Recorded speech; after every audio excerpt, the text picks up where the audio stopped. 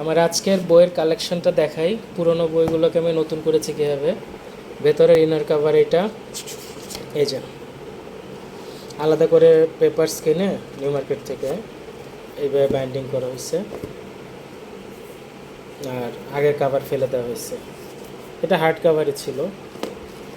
এটা হুমায়ুনের ছায়াবিথি, পুরনো বইটাকে নতুন এরকম ইনার কাভার দেওয়া হয়েছে। খুব সুন্দর একটা কথা লেখা আছে, পড়ে শোনাই। হয়তো সহজ কাছে আসা, তাই কাছে আসি, হয়তো সহজ ভালোবাসাতে ভালোবাসি।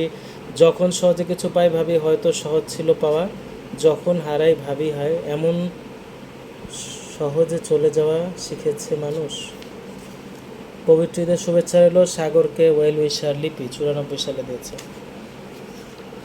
আচ্ছা, কাটতে এটা নতুন করতে গিয়ে একটু কাটা পড়ছে।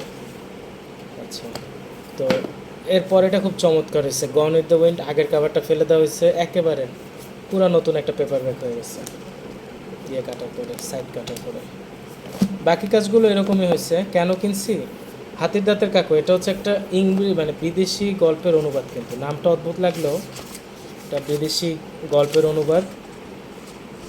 Nguyen Sau, Bernard Malamud, Albert Camus, Franz Kafka. দেখেন, ফ্রান্স কাফকার অনুবাদ আছে।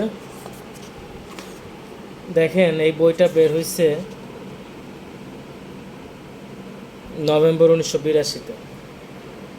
অনেকে বলে, একজন রাইটারের নাম বলে বলে কি যে এই ভদ্রলোক এর আগে কাফকা নাকি অনুবাদ হয়নি। আচ্ছা, তো নভেম্বর 1982-তে একজন অনুবাদ করছে, তার নাম রানা রাজ্জাক। এটা আল মাহমুদের কবিতার একটা কালেকশন। এটা হচ্ছে বিজ্ঞানের মজার খেলা, সায়েন্টিফিক এক্সপেরিমেন্টের একটা বই, পুরনো বই। তো এটা রিস্টোর করছি।